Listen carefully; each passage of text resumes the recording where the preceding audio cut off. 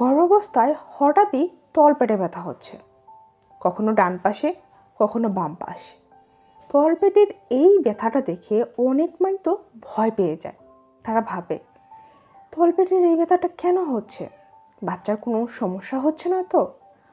অনেকে তো বলে বাম পাশে যদি ব্যথা হয় তাহলে নাকি মেয়ে সন্তান হয়, তলপেটের আবার যদি ডান পাশে ব্যথা হয় তাহলে নাকি তখন ছেলে সন্তান হয়। তাহলে আসলে সত্যটা কোনটা? সত্যটা কি? গর্ভাবস্থার সময়ে এই তলপেটের ব্যথাটা কি সত্যি ছেলে মেয়ের লক্ষণ বোঝা যায়, নাকি এই ব্যথাটা গর্ভাবস্থার সময়ে সম্পূর্ণটাই স্বাভাবিক পরিবর্তন? আজকের এই ভিডিওতে আমি আপনাদেরকে খুব সহজ ভাষায় বুঝিয়ে বলবো গর্ভাবস্থার সময়টাতে এই তলপেটের ব্যথাটা কেন হয়, কোন ব্যথাটা স্বাভাবিক আর কোন ব্যথাটা অস্বাভাবিক, আর কখন আপনার ডাক্তার দেখানোটা খুব জরুরি। তাই বলবো ভিডিওটা অবশ্যই শেষ পর্যন্ত দেখবেন, কারণ মায়েদের ছোট্ট একটা ভুল কিন্তু বড় ধরনের যে বিপদ কখন এসে যাবে সেটা আপনারা কিন্তু তখন বুঝতেই পারবেন না। তাই বলবো সচেতন হওয়ার জন্য অন্তত আজকের এই ভিডিওটা অবশ্যই দেখে নেবেন। তো আপনি দেখছেন আমার চ্যানেল ইনায়ের মাজন, নতুন একটি পর্বে আপনাদের সবাইকে স্বাগত। যেহেতু ভিডিওটা কন্টিনিউ করছেন, প্লিজ লাইক কমেন্ট শেয়ার করে দিবেন। আর যারা যারা আজকের এই ভিডিওটি নতুন দেখছেন তাদের কাছে রিকোয়েস্ট রইল প্লিজ সাবস্ক্রাইব করে আমার চ্যানেলের সাথেই থাকবেন, কারণ আমি কিন্তু প্রতিনিয়ত গর্ভবতী মায়েদের ভিডিও নিয়ে হাজির হয়ে যাই, যাতে তাদের এই যে প্রেগনেন্সি যাত্রাটা রয়েছে বিভিন্ন সমস্যাই কিন্তু হয়ে থাকে। তো সেই সমস্যা যাতে তারা মোকাবেলা করতে পারে তার জন্যই আমার কাজ করে চলা। তো আর কথা না বাড়াই, চলুন মূল আলোচনায় চলে যাই। অনেক মায়েদেরই কিন্তু প্রশ্ন থাকে যে আপু গর্ভাবস্থায় তলপেটের যে ব্যথাটা হয় এই ব্যথাটা স্বাভাবিক কিনা। তো চলুন আপনাদেরকে আগে বলি, আপনাদেরকে এই তলপেটের ব্যথাটা স্বাভাবিক কিনা এটা একটু পরে বলি। তার আগে বলি যে এই ব্যথাগুলো কেন হয়, কারণগুলো কি সেটা।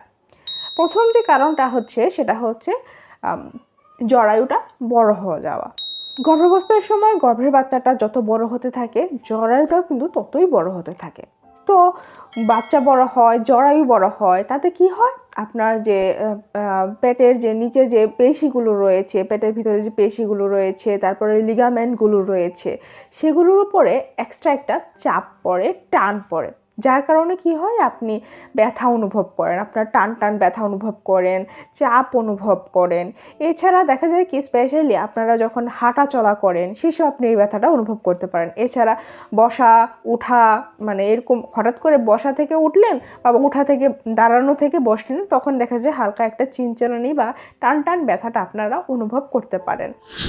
তলপেট ব্যথার আরেকটা কারণ হচ্ছে গ্যাস বা হজমের সমস্যা। প্রেগনেন্সির সময় কি হয় মায়েদের কিন্তু অনেক ধরনের হরমোনের পরিবর্তন হয়।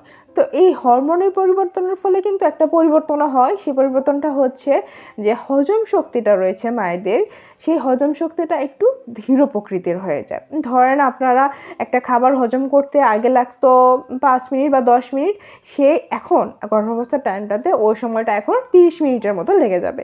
মানে ধীরে প্রকৃতির আস্তে আস্তে সেটা হজম হবে।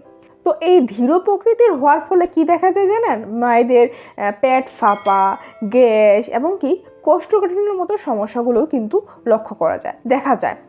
তো এই জন্য কিন্তু আর কি আপনার এই গ্যাস, পেট ফাঁপা এবং কোষ্ঠকাঠিন্যের জন্য কিন্তু আপনার তলপেটে টান এবং চাপ এবং আপনি ব্যথা অনুভব করতে পারেন বেশি। আর একটা কারণ হচ্ছে রাউন্ড লিগামেন্ট পেন।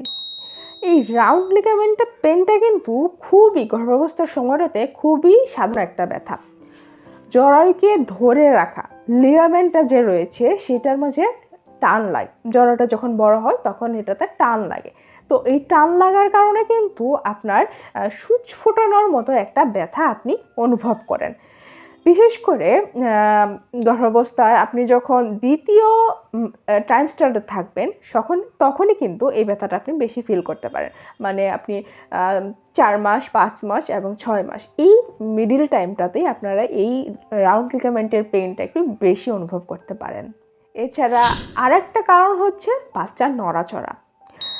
তো সেকেন্ড টাইমস্টার থেকেই কিন্তু বাচ্চার নড়াচড়াটা শুরু হয়ে যায়। তো জরায়ু বড় হয়, বাচ্চাও বড় হয়। তো বাচ্চা বড় হওয়ার সাথে সাথে কিন্তু তার যে একটা মুভমেন্ট আছে, নড়াচড়া আছে, সেই নড়াচড়াটা সে যখন করে তখন কিন্তু আপনার পেটের উপর একটা টান, চাপ পড়ে, কারণ সে কিন্তু একটা চাপ দেয় আপনাকে। সেই চাপ দেওয়ার ফলে আপনিও কিন্তু একটা চাপ অনুভব পেতে পারেন। তখন আপনার একটু অস্বস্তিও লাগতে পারে। এর ফলেই কিন্তু অ্যাকচুয়ালি আপনার যে চাপ এবং ব্যথাগুলো লেগে থাকে। তাহলে এখন অনেকের মনে সেই কাঙ্ক্ষিত প্রশ্নটা আসতে পারে যে তলপেটের ব্যথা দেখে কি ছেলে মেয়ের লক্ষণ বোঝা যায় কিনা। চলুন আপনাদেরকে এখন সেই বিষয়ে একটু বলি। এটা সবচেয়ে গুরুত্বপূর্ণ প্রশ্ন, তাই না?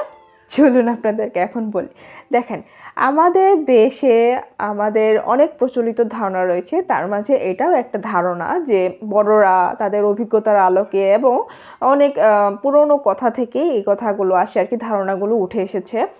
এগুলো আসলে অনেকটা বিশ্বাস বলা যায়, লোকমুখে বিশ্বাসও বলা যায়, যে তারা বলে থাকে যদি তলপেটের ডান পাশে যদি বেশি নড়াচড়া করে তাহলে গর্ভের সন্তানটি ছেলে হতে পারে, আর যদি বাম পাশে বেশি নড়াচড়া করে তখন নাকি গর্ভের সন্তানটি মেয়ে হতে পারে। সত্যি কথা বলতে কি, এগুলো কিন্তু সবই তাদের অভিজ্ঞতার আলোকে এবং তাদের যে প্রজন্মের পর প্রজন্মের একটা ধারা আছে, সেটা কিন্তু তারা বলে থাকে। তো আমরা আছে অনেকেই সেটা বিশ্বাস করি, কারণ কি অনেক সময় দেখা যায় সেটা মিলে যায়, তাই কিন্তু এটাকে হেলাফেলাও করা যায় না।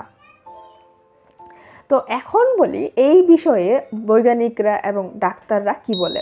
চিকিৎসা ক্ষেত্র এবং বৈজ্ঞানিক তারা কিন্তু দুজনেরাই তারা বলে থাকে যে এই যে ছেলে মেয়ের যে ধারণাগুলো, এর কিন্তু কোনো বৈজ্ঞানিক প্রমাণ নেই। তারা বলে থাকে এই তলপেটের ব্যথাটা মূলত হয়ে থাকে মায়ের শারীরিক পরিবর্তনের কারণে।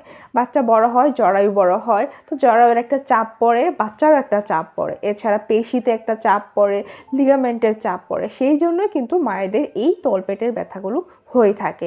আর গর্ভের সন্তানটা ছেলে হবে নাকি মেয়ে হবে সেটা কিন্তু একমাত্র বোঝা যাবে আল্ট্রাসাউন্ড মানে মেডিকেল চেক আপের মাধ্যমে। একমাত্র মেডিকেল চেক আপের মাধ্যমেই এই সন্তানটা কি আছে সেটা বোঝা যাবে, লিঙ্গ নির্ধারণ করা যাবে।